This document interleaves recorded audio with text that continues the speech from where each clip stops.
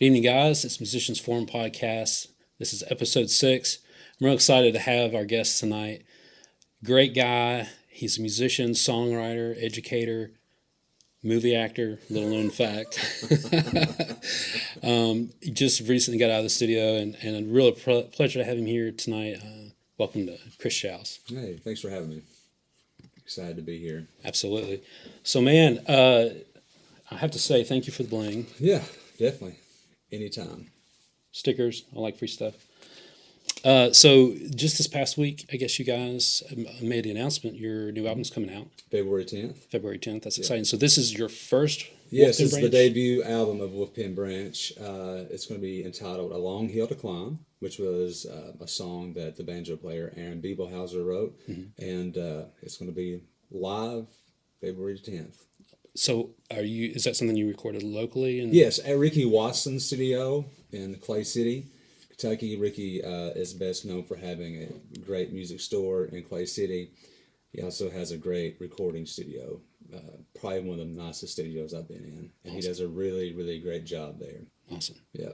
And then we went to the studio and we basically did everything live, and then we did some editing outside in Aaron's studio, in like a home studio. Gotcha. Basically. We did some overdubs there. Aaron mixed the album, and then someone else mastered it, and I cannot for the life think of me who the person was that mastered it. That's all right. You'll have to buy the album to read it and find out. Yeah, we do have a pre-sale right now. You can pre-sale. You can order that, and we will send you a signed copy that second week in February. But then we are going to be having a CD release show February 10th and February the 11th. One is going to be in Frankfurt at Alma, which is a really cool church that they turned into a music studio, mm-hmm. and then or a music venue, and then the Whirling Tiger in Louisville will be playing. Awesome. So were all those songs written by you guys? Are you covering any songs? There are a couple of covers on there. There's a traditional song called Darling Corey, that we kind of do our take to, but one of the great things about this band is that we do have a lot of songwriters, so nearly every song on there is an original. We do have a Tom Petty cover of Square One. Oh wow, I love it. Yeah, and some of these songs have already been released as singles because that's the new thing to do now. Sure, is to release singles. And then we do have 3 more songs that's not been released on that album. So we're basically just taking all the singles plus 3 more songs and putting it on a physical CD. Gotcha. Of course, they'll be all on the streaming channels and all that to enjoy. Yes, Spotify, Apple Music, all those things. So, Wolfpen Branch, so you guys have played in the area. Your name's coming up quite a bit. Mm-hmm. And, of course, now the booking season for all the festivals are coming in. So are you calling yourselves a straight-up bluegrass Yeah, bluegrass. Or? Well, it kind of depends if you're in bluegrass. If right. you're in bluegrass, you realize there's all these sub-genres of bluegrass. But to someone outside of bluegrass, if it's got a banjo, it's bluegrass. So we would be considered like progressive bluegrass. Newgrass, bluegrass? Kind of, because our bass player plays an electric bass. Oh, okay. He can play upright too. And he plays, in the beginning he was playing upright a lot, but he has such a great groove. Roddy Puckett, been around the Lexington, Kentucky scene for years. He played with the Wooks. He's played a lot of Grateful Dead bands. He's been a staple of the music community around here, and he has such a groove with electric bass. And it was like, I think I like electric bass. So that's the thing about it. I was talking earlier about this book that I've been reading. The book is called Shop Class as Soulcraft. And it's a really great book that I've been reading. One of my New Year's resolutions is to try to spend more time reading and getting smarter rather than being on this thing or watching mindless television. And it says in this book to be an originator, not a disseminator. And that's what we have to do with music. Yeah. You have to be your own self, mm-hmm. and not take someone else's style and try to copy that. That's so hard for young musicians. I think in the era that we grew up, we learned to play our style because we didn't have any other way. We had a Guitar World magazine that we had tabs, which at the time was like great technology. But now we have YouTube channels, and we have all this information that really takes some of the creativity out of knowing how to play, because you can take a Jimi Hendrix solo now, instead of having to listen to it to see what he's doing, you can just watch someone play it and tab out every note, and then you just learn that. But there's so much more to playing music rather than just playing the notes. Yeah. So you're an educator. Mm-hmm.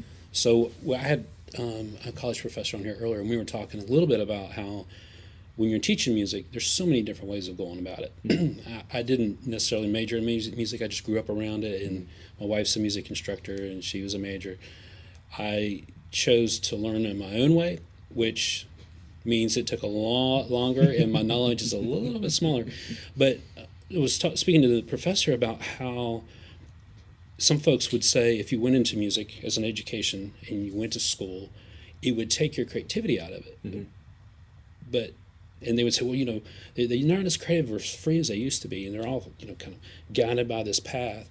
Then once they've gone to school and learned, here's all the things about music you may didn't know, mm-hmm. and then they come away and they lost their creativity because they didn't know how to put the creativity into that new knowledge, I guess. And so some instructors may say, well, you're doing it wrong, do it this mm-hmm. way. So I was talking to the college professor, and I said, what's your school of thought? And he's been teaching for 30 years. And his big thing was, well, I hope that something I show them clicks in that very short time that I have them, mm-hmm. that they can take it and say, okay, I'm going to use my creativity to funnel this out and create. Mm-hmm. So, what's your school of thought as far as education goes in that matter? I think that education is a great thing. If I had it to do back over, I would learn to play piano, and I would learn theory the correct way, and it would speed things up a whole lot. Having that in your toolbox of things is a great it's a great tool to have. Mm-hmm. It's a great tool to have in the toolbox. Yeah. But it is to refer back to that. But you take great bands like the Beatles, I don't think any of those guys were musically trained. Mm-hmm. So there's something with that, and that kind of creativity forces your style. Mm-hmm. John Hartford says that style is based on your limitations. So the reason I don't play like Sam Bush or Jimi Hendrix is because I can't. You know what I mean? Because mm-hmm. I don't really want to, though I love those guys. But you take bits and pieces of everything, from B.B. King to Jimi Hendrix to Tony Rice to John Coltrane to whoever it is that you're into, and then you push those all together to make your palette. Yeah. Because I was thinking about the podcast last night when I was laying in bed, and I came up with this scale. I like it. So there are, in music, I think that there are three main parts of being a successful musician: talent, drive, and entertainment. So this could go in anything in life. So the entertainment is the intangible for music. Now, whether this could be with being a carpenter or being a mechanic, mm-hmm. there's always an intangible thing. If it's being a mechanic, then instead of being entertainment, it may be like promotion. Okay. But if you think about each one of these on a scale from 1 to 10, they would average out. For example, if you have someone that has a 10 in talent, superly great talented musician, but they have a 1 on drive, they're going to be like a 5 in musician. That's what you're saying. Opposite. You get a drive at 10, mm-hmm. and you have talent very little, but you have that drive. It's going to make you better, mm-hmm. because drive is a huge part of that. Does that make sense? It does. So in an entertainment, as far as music goes, you have to have the entertainment, because so much of that is what people enjoy. Right. You take someone that's not very talented, and they really don't have much of a drive, but they're super entertaining, they're going to be successful. Mm.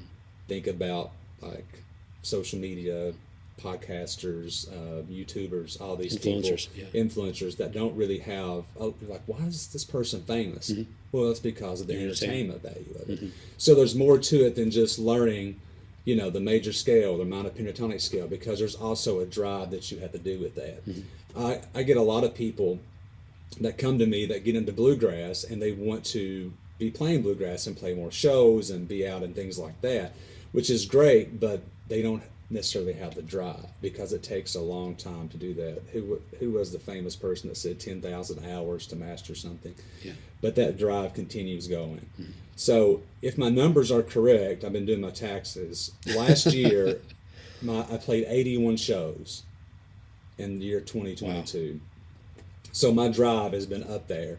I don't think my talent is there, but one of the reasons that I feel like I've been successful in music is because I have that drive, because I want to constantly get better. I want to surround myself with people that are better than me. I want to do all these things. But then if you have both of these, you also have to work on the entertainment part of it, because if you're playing in front of a crowd, I've learned that when you're playing, if you're having fun, the crowd's going to be having fun. Yes. They'd rather see you have fun and they have fun than to be up there shredding like Tommy Emmanuel. Yeah. So but if you get somebody that has all three of these high in the numbers, 8, 9s, and 10s, they're going to be incredibly. And I think back to Garth Brooks. I know, it's weird. But he's a great example of entertainment. Yeah, he didn't stop. He didn't stop in his entertainment. Now, I think that he was a great songwriter. I think that he's a great singer. I know, Garth Brooks. And whether or not most people would deny that, but the reality is, let Friends in Low Places come on. Everybody's singing that. You're singing along. But his entertainment was probably above a 10. That's Yes. why his live shows were like that. You take, Pearl Jam, entertainment. Eddie Vedder's climbing, and so that. Don't know what word he said, but Yeah, but a lot of people thinks that, well, I don't have enough talent to be a good musician, to be successful. So that affects their drive and their determination, which determination and drive kind of goes hand in hand. But I kind of thought about that, and that how it all kind of averages out. There's more aspects to it. So if you're out there and you want to be successful, you may not have too much control over your talent, because I think some people are just naturally born with it. Yeah. But if you have that drive, it's going to push that up. Luckily for me, I've always surrounded myself with people that are better than me. When I was in the 23 string band, now with Wolfpen Branch, I play with people that are my heroes musically. And that's making me better, because you will play up to that. And this could also relate to that. If you're at a 5 on all these, but you're playing with people that's all 10s, guess what? You're going to be going up, because you're going to learn how to entertain people. You're going to learn how to have that drive more. You have to practice. You can't expect to play well if you don't practice. Yeah. Or just diving yourself in music. I always said that, I'm not a banjo player, but I probably can play banjo now better than I ever could, because I've heard so much of it. Now I know what it's supposed to sound like. I've been getting into to jazz music and been listening to that, and been listening to the way that they put pauses in music. Because in bluegrass we're taught, okay, the song's going to kick off. On the downbeat, we're going to start strumming. Let's play as hard and as fast as we can until the song ends. But in jazz, or B.B. King, another great example. Go back and listen to B.B. King live at Cook County Jail. Yeah. The voicings that he makes, it's not so much what he plays, but it's when he plays it. Because that little bit of a pause has you on the tip. You're waiting for it. You're waiting for it. Yeah. So there's a huge part of that. So I was thinking about that, about something to talk about. So that was kind of my spiel. Well, Chris, I'm glad you said something about that, because the 3 common denominators in there is that whole you're responsible, your discipline. Yeah. You cannot wake up and it just any one of those 3 things just happened to you. Right. And you say, well, the other 2, if I work a little harder, I'll get those other 2. Regardless if you have a high number or not, you have to work at it. And if you don't have the discipline, you can't go to the show, play a show, the horrible show, then you blame the sound guy, or you blame, the audience just, come on. And it's really back to you, and did you work hard enough? Did you practice hard enough to pick the right songs? Did you take enough, time to manicure that morning? What are the, well, it's a growth mindset, which goes in everything in life. It's that, when you are performing and you don't do well, what was the root cause of that? Should I have practiced more? What do I need to do to become better? What's scary, and when I teach students, when I've had students in the past and they make a mistake, I was like, oh, you heard the mistake? That's a good thing. What's scary is that when you make a mistake and you don't hear it. Yes. Like, oh man, I was killing that. No, you're just actually playing the wrong key the whole entire time. Yeah. Or singing, it's the same way. But it always continuously goes up. Some people's desire is not to be famous. Some people's desire is not to play shows. It's to play a song on their kids' wedding day, or whatever. It could be any goal that you set yourself, but that goal keeps on extending out. When I first started playing, it's like, oh, let's get a gig. I don't care if it paid. Ooh, we got a gig.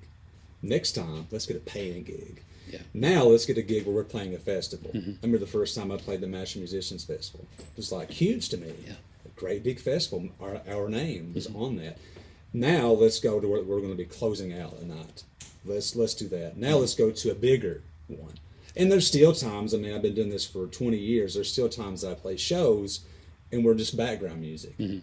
But my growth mindset says nobody's listening. That's okay. Yeah. I'm going to work on my entertainment. I'm going to work on my right hand technique. I'm going to play something different. Nobody's listening. I'm going to play this mandolin solo, and I'm going to play something outside the box I typically wouldn't play.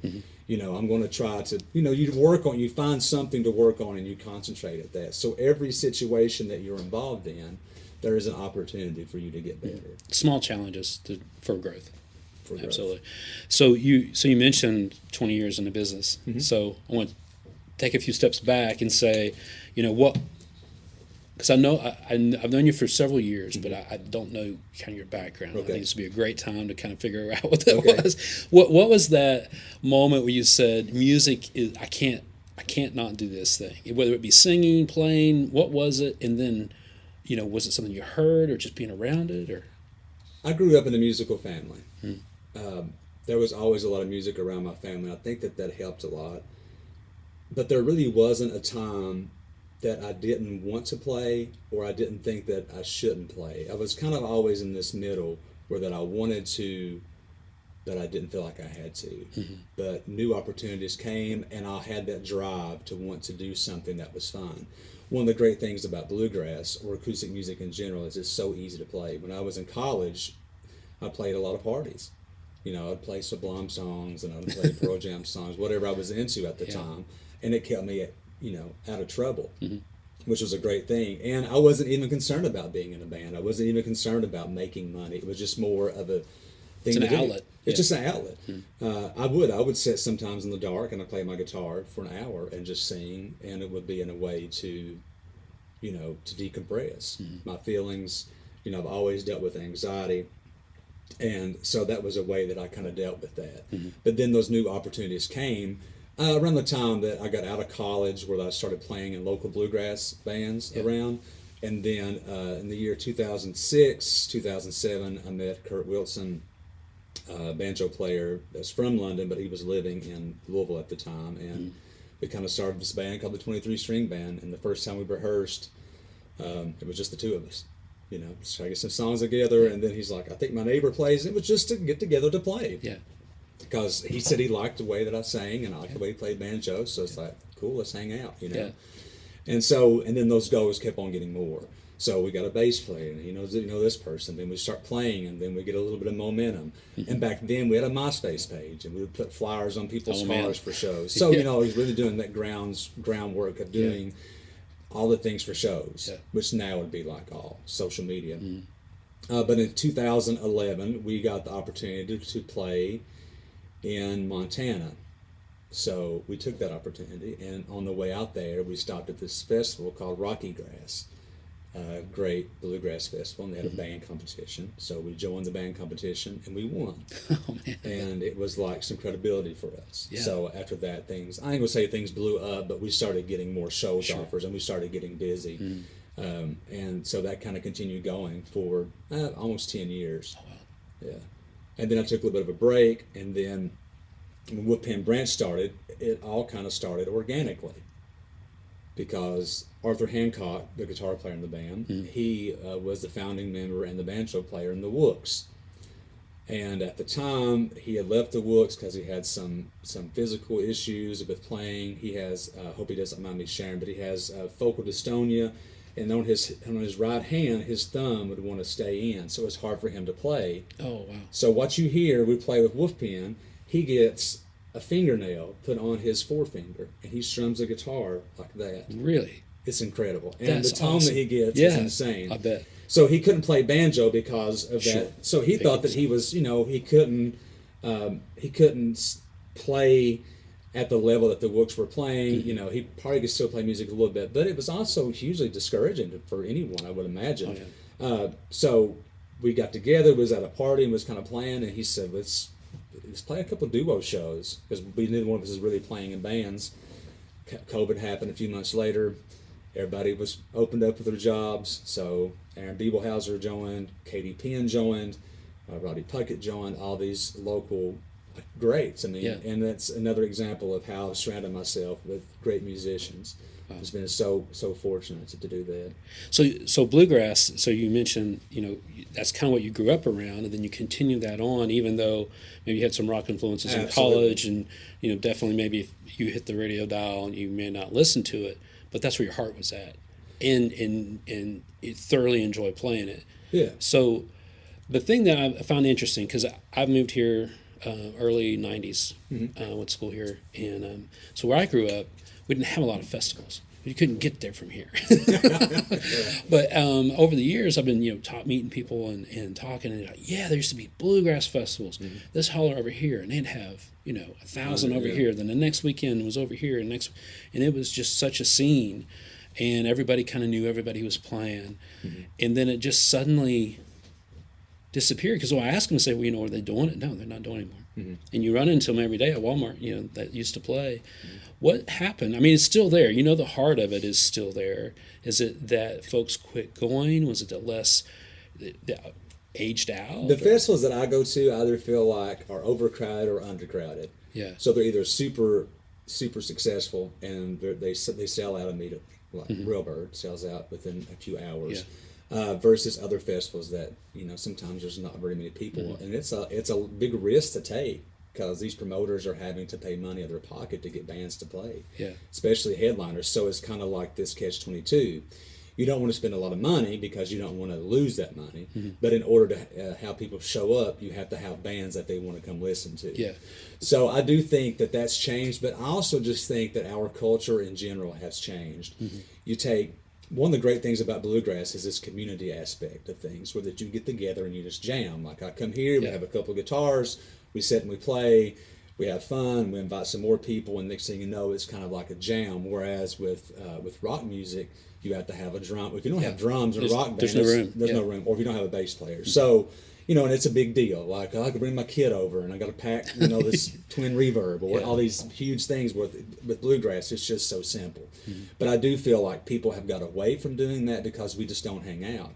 When's the last time you went on a Sunday to a friend's house without telling that you're coming over? Used to, it's Sunday, let's just go over to our buddy's house and we'll sit on the porch and we'll drink some coffee or whatever, and we'll hang out and pick. But people just don't do that because the world's changed. Yeah. But as far as festivals go, those people are just, the older people are dying out, and the newer generation of people just don't have that picking like they used to. Yeah. Festival of Bluegrass was a great example at the Horse Park, early 2000s when I first started going. It was packed with people, and jams were everywhere. Yeah. And then that click, I keep on going. And then so soon it kind of started slowing down, where you didn't see as many people and there wasn't as many jams. People would be going to bed earlier because it's more family oriented. So things just change. I don't know if anyone really knows exactly what's caused the shift in that. Do you think, and I know it's a sensitive subject, but to me, do you think it's movies and TV, when you hear a banjo pop in on the background, you immediately figure this is going to be a culture. It's a cultural reference to somebody from the Appalachia. You're like, no, hold on a minute. It doesn't mean that. Right. But we've gone into that. If you hear banjo paddle faster stuff. Has it become, because if I had a friend of mine, and I'm going to share this podcast with him because he's going to love it. He used to come flying up, and he would have his windows down in his '81 Regal, banjo music blaring on his cassette player, loving it, and everyone's kind of like, here comes Brad with his banjo music. My mom was like, "Hey, Brad's here." Yeah, here's the banjo pedal. Yeah, but this is the same guy I got to see Bill Monroe before he passed away because of my friend Brad, and that thank you, Brad, out there. Appreciate that. That culturally, it's maybe a shift when, man, if you had that blaring, it was fun, and now it's like, man, he's. Yeah. I mean, is that a thing? Things go through stages.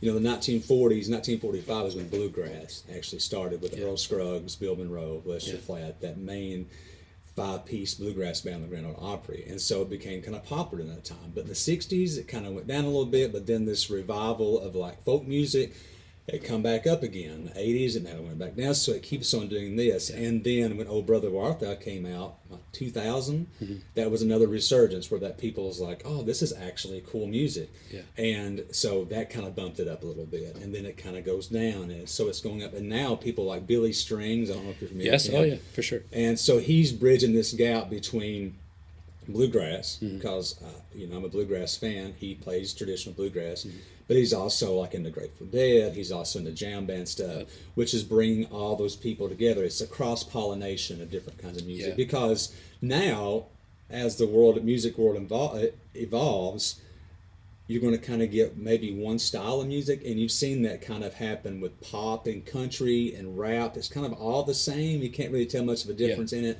It's got snap tracks and then so on the acoustic side, that it may be kind of the same, where that you may have banjos, but it's not really considered bluegrass. Yeah. Avett Brothers is a great example of a band that had a banjo, but they're not a bluegrass band at all. But a lot of times people would see them, I'm sure they'd be like, oh, it's going to be Flatt and Scruggs and Bill Monroe. So that's not the case, but hopefully we will soon have no diversity in music that will all kind of be the same, versus be like you have good music and bad music, that's it. Yeah. And that's the way that I do it. I listen from everything from 90s grunge to Ella Fitzgerald to Snoop Dogg or whatever. I mean, like, so this, and that's what I'm trying to do is that I do play bluegrass, and it is a huge part of my life, but one of the main reasons is because it's readily accessible to play. A lot of people want to have weddings, and they want to have a bluegrass band. Well, they Google a bluegrass band in Kentucky, and that's how we got a gig. Because it's just like an acoustic thing. It's not going to be that loud. It could be background music, or sometimes you even play like in your house, and we'll sit in the corner and just kind of jam just for background music, because it's like this nice little thing that people like to have. Yeah. What I'm getting at is I hope that at some point it becomes a traditional thing that folks, it's just heartwarming. For me, if I hear banjo music, or if I hear, an upright bass, there's nothing more warming, or suddenly the room becomes a cool room to be in than a stand-up bass for me.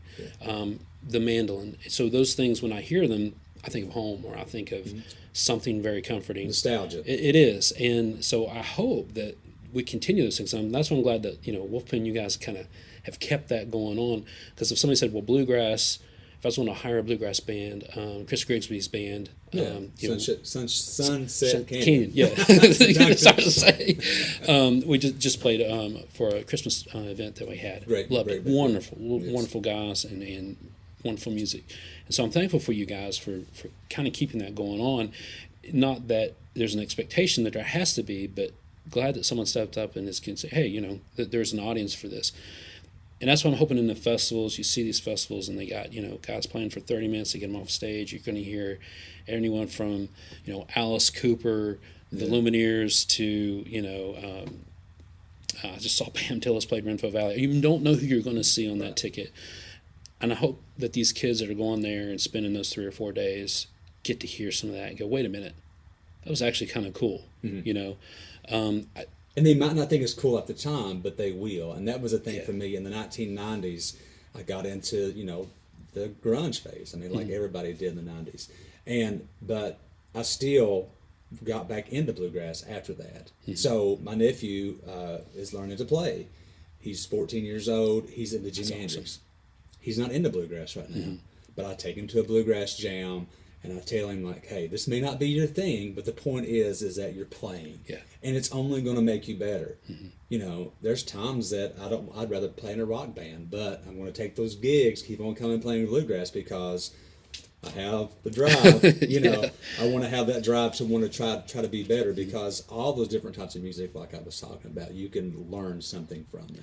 Well, let me ask you this, because you said some very good things right there, because I teach guitar sometimes, and I'll have these guys, 40, 50-year-old guys will walk up to me and say, I want to learn, but I just don't have it in me. I can't carry a tune. I can't keep a beat. I can't count to 4. I can't do those things. And you hear that 50% of the time. The other time is people literally say, I want to learn, I'm going to learn. So how do you sway those guys that say, I don't have, no one in our family plays, and I definitely don't have it. Well, I mean, you got to change their mind. They have a fixed mindset. Yeah, how do you change that? Well, you set small goals for them. Like, okay, let's just try to get through. Let's learn to play one song all the way through. Let's try to play with the click track. That's your goal. Your goal is not to try to play Amazing Grace, play it in 3 or 4 times, play it with the click track, and play it all the way through. You know, that's your goal. And the first time they might not be able to do it. Maybe they get through the song, but they can't play on the click. And then they'll continue to get better. And it's like this snowball. It starts off with a small goal, and then you're like, okay, now let's try to do another song. Now let's, you just keep on learning. And then you get to a point where that you can learn to play songs that you've never played before because you've acquired the ear for it. Yeah. Because everybody can learn, especially if you have the drive. You may not have the talent, but if you want to play, you continue to practice that and you're going to do it. But unfortunately, as we get older, we don't have time. I mean, I can't remember the last time I sit down. It's been a few days since I've sat down and actually tried to practice. You know, a lot of times I've not been home since this morning, and tomorrow, I'll go home and go to bed, and tomorrow I'll get up and go to work, and then I'll come home and I'll be doing this. Life gets in the way, especially when you have family, and it makes it very difficult to continue to play. But you've got to pick that time. But small battles went to small victories, and you can keep on going on like a snowball effect. I wonder how many times, I know for myself, I learned a little bit of guitar, put it back, learn a little bit, put it back. How many folks actually quit when they're just this close? They're 80% of the way. They didn't have the finger strength enough, or they didn't, if they just tuned their guitar a little bit better, it'd sound better and they could play better, Well, it's definitely a part that you have to just sit down and you have to get over the hump. Call it the hump. Because once you get those that strength down, like my nephew, he's over the hump. He can play Purple Haze, he can play these songs, and he's over the hump because now he can get his fingers to move. In the beginning, he was just doing this with one finger. Use different fingers. Well, now he's using different fingers, and he has some dexterity with his fingers now, so he's over that hump. So now he's learning at a much higher level. But then to go back to, in the beginning, you got to work on tone and timing and tune, be in tune. You do those, that's going to get you a lot farther than anything else. Yeah. Play in time, play in tune, and that is a huge part of it. The keys. I really appreciate you sharing that graph that you did. I mean, that really, when you put numbers to it, it's a whole lot easier to understand those kind of things. And I hope someone's encouraged. I know I am, because you really get up there. You travel a long way to play a show. You did all the practice. You brought all the instruments. You didn't make any money on the trip. You get up there and you play, and nothing. It's just dead. And you're like, what happened?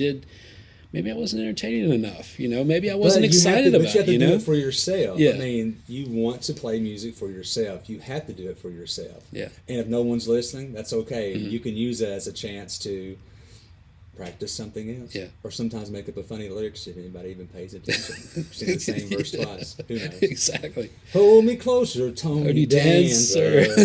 Tony Danza, right? See if anybody even pays attention. But you can have fun with it too. And it is discouraging, and I think everybody goes through that. Yeah. And that just comes with the territory. You're going to get discouraged.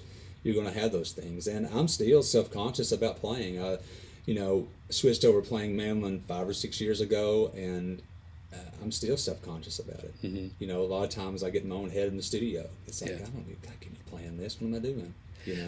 So I think everybody deals with that, and everybody is intimidated by someone. I've played with some great musicians, and I was intimidated. But I know that those musicians would be intimidated to play in front of Beta Fleck or Tony Rice, whoever, Tony Rice, all those people. So that's the thing, and that's what's making you better, is to continue to push yourself to get out of your comfort zone. Yeah.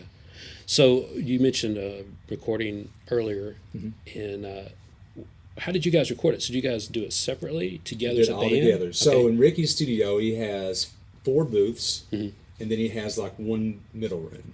So each one of us had a booth. And then the guitar player stayed in the big room by himself. Yeah. And so we was isolated, but we played live. We played, sometimes we'd play with the click track, especially doing overdubs, but sometimes we would play with the click for a few takes and then just kind of play it because we wanted to breathe a little bit. Just because someone writes big words in a book doesn't mean that they're a great writer.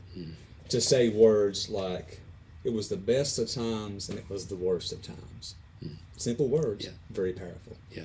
You know, and so that's the thing with music. If it does fluctuate a little bit with the time, that's okay if it speeds up. Because in bluegrass especially, you're playing in front of the beat. It took me a long time to learn that. You've got the beat. Yeah. Some people stay behind the beat. Some people kind of push the beat a little bit. Yeah. Some people stay right on. Yeah. And that's the reason why you get two great musicians in a band. The band may not sound good because one person kind of pushes the beat, one person kind of stays behind the beat. Just enough to throw it off. Just to kind of throw it off the field. There's like a groove thing. So in bluegrass, you kind of have this tendency where that you're always pushing it. So that's why most of the time you will go up. Yeah. You will speed up. On slower songs, you will drag for sure. So like, what would you say a variance would be if once you start out like at 89 beat per minute, does it end up going up like 115 or no, so drastic? Not that much. Probably less than 10 beats a minute. Okay. You know, Okay. within reason. I mean, it's just more of like a feel thing. Sure. Think about the way that you listen to music. Do you listen to one of these awesome records that you have and like, that's a really good song, but they went about 15 beats a minute, and I didn't care much for that. Yeah. You never notice those things. You never notice all those little imperfections that's on there. Yeah. But I did listen to I love listening to podcasts, and this was a great example of what somebody did. They said, you can do this with any genre of music, but take a Johnny Cash song, let's say, and listen to the song one time through and listen to nothing but the bass. And take notes. What's that bass player doing? Just focus on the bass the entire time. Write some notes down. Yeah. Then go back through and listen to it again. And listen to the guitar player. What's the guitar player doing? What do you notice? Just concentrate on that. And do with all the instruments. You listen to it 4 or 5 times. Yeah. This example that the guy was given was bluegrass. Yeah. And then you listen to that, and then it opens up so much more of the song what you realize. I did that to one of my favorite bluegrass bands. And I noticed that on the last verse, there was no mandolin at all. Because I was listening to the mandolin, like, it's not even there. I don't know what happened. Yeah. But I've listened to it 1,000 times and never noticed it. You never listen to those, never hear those imperfections. But as musicians, you're thinking, like, oh, if I hit that wrong note, it's going to be like, blah. Right. But it's not. Stop the song. Yeah. It's not. Because most people is never going to notice it. Right. Most people, when you get up on stage, they're not going to tell the difference between me playing guitar and Tony Rice playing guitar if there's an entertainment part to it. Right. You know what I mean? You get a lot of artistic license for that because, Yeah. your entertainment, do the thing, whatever it takes. If you've got to break a string, stop. And people love that. BB King does that, and it's that video today. It's like, what did he just do? The band kept on playing. Exactly. And he changed the string, and he tuned it up, and then he kept right on going. In 30 seconds or so. 30, 45 seconds. But people remember that more than they did that incredible solo that he played. Yeah. And that's the thing. When you're playing live and you make a mistake, I watched Jason Isabel on a Tiny Dance, Tiny Desk concert. Yes. He was playing a song and messed the words up. And he said, you know what? I'm going to start back over because I spent a lot of time trying to get that word right. It's worth it. And of all the videos that I've seen, I remember that one. Because it's our nature to focus on the one bad thing. But it makes you realize that person is a musician and they're a human being and they make mistakes. Yeah, they process and they it. struggle with it and they just keep on going like it doesn't make much of a difference. Yeah. So do you find going back to the recording part of it, being in the same room, there's just nothing like it? Because, some folks really have to focus in on their solo or really focus in on their parts, and they really need that time. And so I can understand recording different takes. Yeah. But the sound that you guys have together in a room together and trying to capture that in a recording, and that challenging alone, but just you feed off each other so much. You need that. Well, and you have windows in the booths. It's Yeah. not like you're in a dark closet and you can't see Yeah. anybody. But you have to, you have to trust your ears. And it is a weird thing because microphones are intimidating. Yeah. Headphones are intimidating. You have your little mixer that you can, put in how much you want of each thing. So you got to kind of figure that out on how much guitar you want and how much you want to hear yourself versus all that. But there's a lot of things going on. But you get into the groove and there's like the pocket that you get in. And it's great because you can hear everything. So just imagine being in like the best jam and you hear every instrument perfectly. It's incredible. You don't want to go away. You don't want to go away. Keep on playing. Yeah. And like I can't tell any difference between the takes. Like that one felt great. Like no, let's do it again. Okay, let's do it again. That one felt great too. Yeah. Because everything sounds so good, especially when you use really good equipment. Yeah. Yeah. So what's 2023 look like for you guys? 2023 is we're gonna have some festivals to play. Mm-hmm. We are gonna be staying busy. We have a couple of things. One of the things that is announced is the Festival of Bluegrass is now called Spirit in the Bluegrass, the Horse Park. Oh, great. I think it's June the 8th, 9th, and 10th. So we're going to be doing that, and there's going to be some other festivals around that we're playing. Mm-hmm. I have the great opportunity of playing with Cole Chaney, which is this really great singer-songwriter coming up. We recorded on his record, and we've been playing a lot of shows with him. So you may get to see us out there with him some. I got to play. He's blowing up. Yeah, he's blowing up. I got to play the Caverns with him down in Tennessee, New Year's Eve, which was incredible. It's an incredible venue. I saw some clips. I think Jessica Blankenship shared a few of those. She was there. It was really cool. So I've been really fortunate to be a part of that too. But that's just another thing as far as like, drive. So the way that Cole happened is that we was at a jam, and that's how every story always starts with. We were at a jam, and Cole was there, a young kid, probably 18, 19 years old. Played a couple of songs. I mean, good kid. Mm-hmm. Singing was good. I didn't know if this was his songs or what. I wasn't familiar. Liked the guy. It was fine. Became Facebook friends. He sent me a message a couple of weeks later and said, "Hey, would you play mandolin on my record? I'm going to be recording something. You play mandolin on it." I was like, "Yeah, sure." He's like, "Well, how much will you charge?" I was like, "Charge anything. Just do it for free, Wow. Just because I was just thinking that, I want to record. I want to get better. I have the drive." Yeah. I keep on referring back to this great. because I could have said, and I don't know. If I don't get paid anything, I'm not going to do it. Yeah. No. So I agreed to do it for little to no money. He sent me some tracks. I was like, man, these songs are actually really good. So we went to West Virginia to record one day, and it was a long day up there. So I had some recording software at home, and I was like, let's just try doing the mandolin and the bass at my house. Let's just try it. Because all we have to do is get a good, clean track, and then we can send it on to the engineer. Then he can produce that. That way we can kind of go at our own speed. We're not going to be on a time restraint, because if I'm going to spend 3 hours driving to West Virginia, 3 hours coming back, we could be spending those 3 hours doing something else. Exactly. So 2020, when I was living in Irvin and way back in the woods, he came up and we just knocked out all those songs. And I learned them kind of as we went, recorded all the bass and the mandolin at my house. And now songs have over millions of plays. It's beautiful. It's really incredible. And then so that was another connection that I made just by having that drive to want to play. What was that track? It was the Mercy album. It was the whole entire album. Oh, so, okay. Yeah. So the whole album's got those many plays. Was there one song on there that kind of just I think the off? one that's I think Coal Shooter is the one that has a lot of plays. Okay. It's a really great song, but the album is really great. He's a credible young kid. He has a great future. He's really level-headed. He's an old soul. Yeah. He like doesn't to hear seem that. like he's in early 20s. Wow. The first time I played was at a venue. I can't say the venue, but he says, "I hope they don't ID me because I'm not 21." And this is a couple years ago. Oh, yeah, we don't need to say where that was. Yeah, so I mean, so being in his early 20s, being able to do that is really incredible. But you always never close the door on things. Right. Even that process, I learned so much about playing mandolin, and I also learned a lot about recording.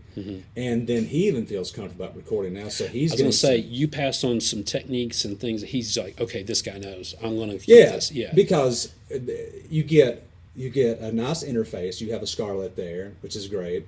You get a nice microphone. You spend for under $1,000. You could do anything that you want to do. Recording wise, and send to someone else to produce it. Yeah. So my family, we all play music. So I want to do an album with all of us. Some live in Michigan, some live in South Carolina. Great. So we're going to try to do it all remotely, which is super incredible. Yeah. And we're just going to do a couple of songs. Probably not going to release it. We're just going to have it for our family. But because of technology, we could take that to our older uncles and aunts that play. I have an aunt that was really a huge influence to me playing. So I want to take the recording equipment and let her sing, like if nothing else, just to have that. Yeah. Because the technology now is allowing all of that. Yeah. I want to say that reminds me of a story, and I watched the video. Of course, it was during the pandemic. I want to say like it might have been Jimmy Page. It might have been one of those guys that just basically packed a microphone and a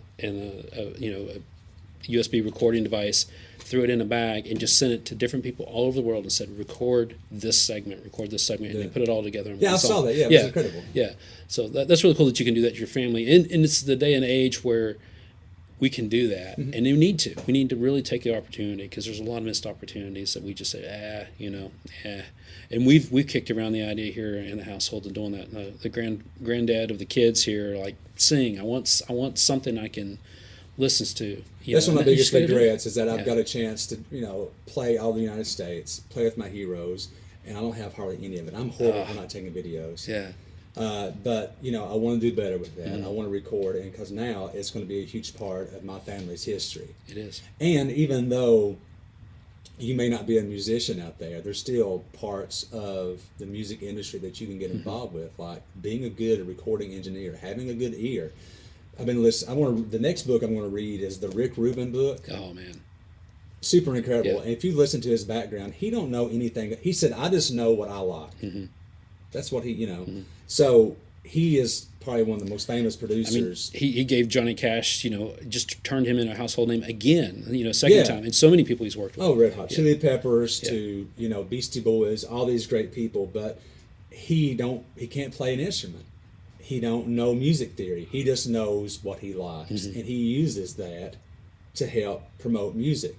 You're a graphic designer. You can do that as well. I mean, there's a great need for people to design, being creative, to design T-shirts, to design stickers, to design posters, all these different things. So there's always a part of music that you can get involved with if you're a music listener. There's two things. Bass players. We need more bass players out there. And we need more promoters. Not more bass players. We need actual bass players, not guitar players who gets... Yeah, we're good with the guitar players, man. Everybody's like, well, I played guitar, but nobody played bass, so I played the bass. Yeah, so many people say the same story. Dude, you watch a jazz upright bass player, like, it is so remarkable. Oh, yeah. I mean, there's Victor Wootens around. They just don't know it yet. Victor Wooten. Don't even get me started on that. Have you seen the one of Victor Wooten where he's basically like, I'm so good, I'm going to make you sound like you're playing in the wrong key. Yeah. And he does. Yeah. It's incredible. 8 strings and killing it. Because there's a groove thing. It's not so much, for him, it's not how many notes you play, it's what notes you play. And I think that that's a huge part of it. And that's why I like B.B. King. That's why I kind of like the blues, is that it's not a regurgitation of all these notes. Just because you can do it doesn't mean that you need to play it all the time. It's so interesting because, being a guitar and I'm in blues all the time, I have guys that just can literally shred. I mean, play every note in a 30-second time span. They played every note on that keyboard twice on the fretboard. And you got B.B. King, he said, all I need, give me 3 notes, and I'll let you feel every emotion you ever need, in those 3 notes. Yeah. So the school of thought on that is, I mean, there's so much to talk about in that, and I'm glad you unpacked a little bit of that, because so many, guitar players, they're trying, man, I need it faster and more. No, slow down. Put some soul in a minute. Listen to Live at Cook County Jail. I'm telling you, that album is, if you want to really get into how a guitar should sound, listen to B.B. King play that guitar. And he's not doing any triplets. He's not doing any pick sweeping. He's playing one note and he's bending it this way as far as he can. Yeah. And he has that look on his face and you can feel it. Yeah. Yeah. Niles Rodgers did an interview, several interviews, talking about how when he played with Miles Davis. And he'd always quote Miles Davis as saying, it's not the notes you played, it's the notes you didn't play. Exactly. Because of what we were talking about earlier is, let the people hear it. And I guess the anticipation of holding that note or holding that phrase or holding that air enough for them to go, oh, I already know what's going to be played next because I can just feel it coming. Yeah. When you think about a good storyteller, when you listen to them tell the story, they're not a good storyteller because they're speaking in a certain speed when they're talking. It's because of the pauses that they're doing that really makes it seem like you're waiting for what they're going to say. The way that, and it's the same thing with music. Yeah. It doesn't have to. Don't make it too complicated. Keep it simple, stupid. Exactly. All right. So here's the one question I had, and it's kind of random. Some of you folks don't know, and I only know this because he let it slip one time. but you've been in a movie. Yeah, I don't think it was a Hallmark movie. Well, it wasn't. I don't think so. You don't think so? I don't think it was, but it was in the Corbin. It was in the Corbin Theater. I went and watched it. Okay. It was very funny. So what happened? They was filming a movie called The Song. This was about 10 years ago. Okay. It was filmed in Louisville, so they wanted a lot of local Louisville musicians to be involved, and they needed a bluegrass band, and there wasn't a lot of bluegrass bands at the time, so we got asked to be in this movie. Okay. So part of the deal was we had to go to Nashville to record a song, because when you're playing in a movie, you're not really playing. You got to match the soundtrack. Yeah, you got to match it too. So I went to the studio a few months before the actual filming, and we recorded this. And it was so weird because they're like, okay, in this take, just kind of act like you're getting interrupted. It's like, what do you mean? Like, yeah, just act like you're getting interrupted. So we're playing the song. Turn, turn, turn is what the song was. So we had to kind of learn our own bluegrass kind of version of it. And we really didn't know what was going on. Yeah. So we're playing this song and, whatever, mess up, blah, blah, blah, blah, blah, blah. That all happens. And so a few months later, we went to the actual filming on the location. And we went there, and it was just, what I remember, it was a super duper cold day, like probably in the 30s. And it was recorded at night. All right. So I took like this big North Face jacket that I had, whatever. Yeah. But you can't wear anything that has. You can't have branding. Yeah, you can't. Oh, you can't wear that. It will put you in this corduroy sports jacket. Made for October. Made for October. This is like February, Yeah. So it went on. And so what happened in the movie?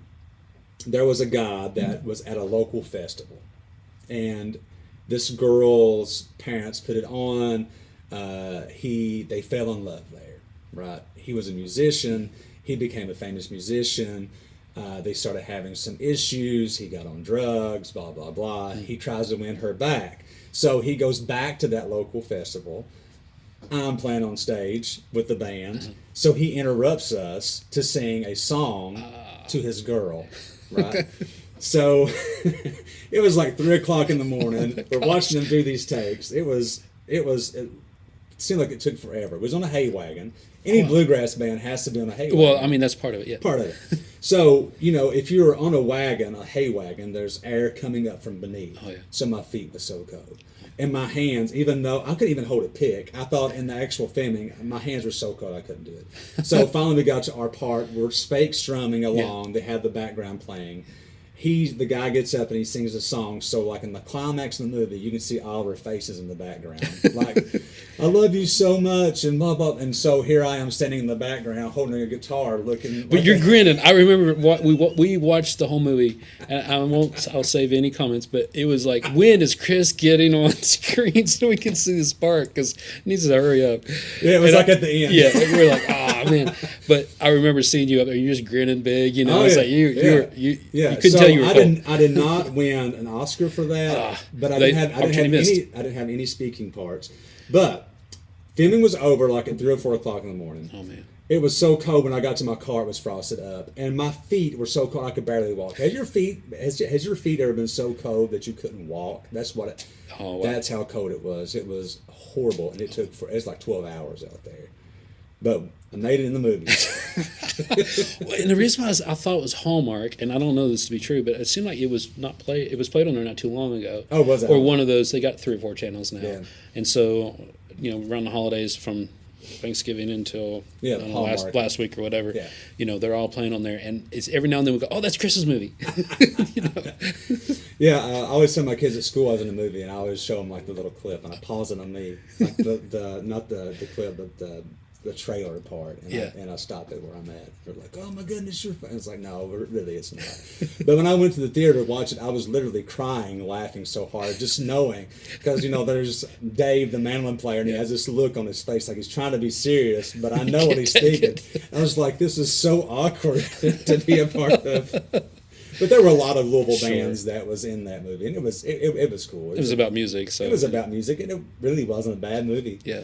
What'd you think? What would you rate it? On the Greg Kitzmiller Rotten Tomatoes scale? Well, seeing you smiling up there at the end of it, it was redeeming. At the end of yeah. it, big smiling face. Like, yeah, he's loving it. So this is good. But you can just get past the first part. I think. Yeah, just go to the ending. It's part. all right. It's okay. Yeah, but it wasn't bad. It was a cool experience. But I have been very lucky throughout my career to get the opportunity to play a lot of cool things like that, to be on TV stations, radio stations, movies. So, on my checklist of things that I want to accomplish as a musician, I've checked a lot of those off. Yeah. And so my goals just keep getting higher. One of my final goals is to play on the Grand Ole Opry. If I can play on the Opry at any capacity, I'll be content. Well, I believe you can do it, because I see the people that go on there and are like, man, they work hard and they have that part of your scale, though they have that drive part, and it's evident that you've got that too. So it'll get you there. That leads into my final question is, you're an educator. Do you see a timeline on that? And when that changes, are you going to stay in the area? Are you looking to move? Stay? No, I still have about 5 more years Yeah. of teaching before I can retire. And then at that point, I'll kind of decide what to do. Unfortunately, I've never had the audacity or the nerve to quit my day job because it is bluegrass music. Even the best bluegrass musicians are not going to make a ton of money. So I have to have that security for myself and for my family.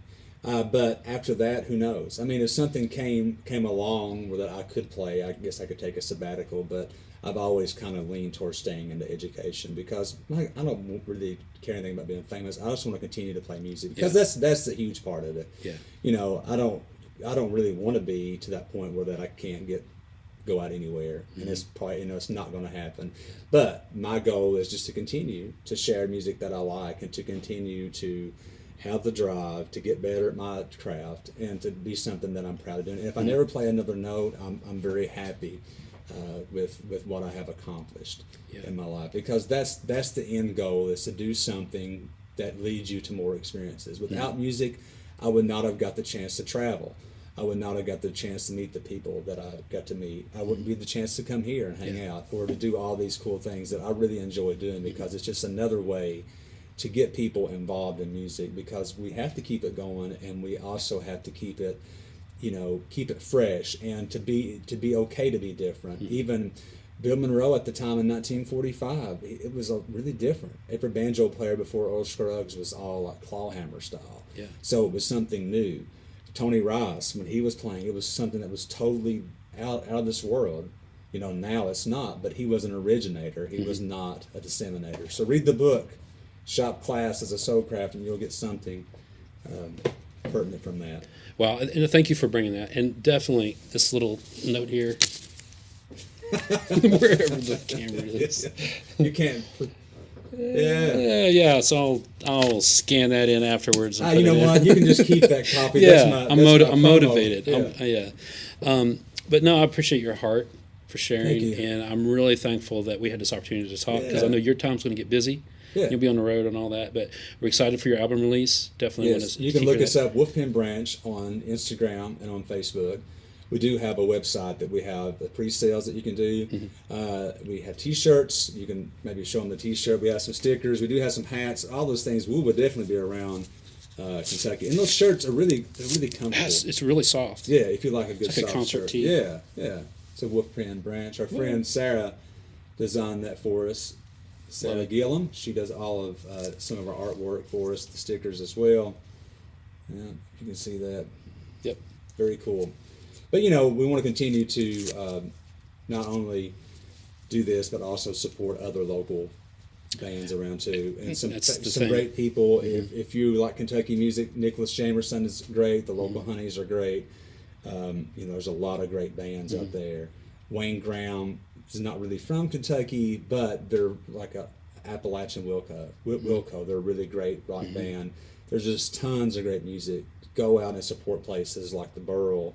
Support places like Spirit of the Bluegrass, Festival Bluegrass, all these local places, because they definitely need our support. And even buying a $20 T-shirt from a band helps us. It goes a long way. It really does. It's morale for us, because our pre-sales are going good. We have quite a few people that have pre-sales. That's validation for what we do, and that's great. And it also helps us buy more gear Or gas. or gas. Gas in the van. Yeah. Well, great. Well, Chris, again, thank you so much. It was Thanks an for honor to having have me. you, and look forward to seeing you guys on the road. Thanks. All right, thanks.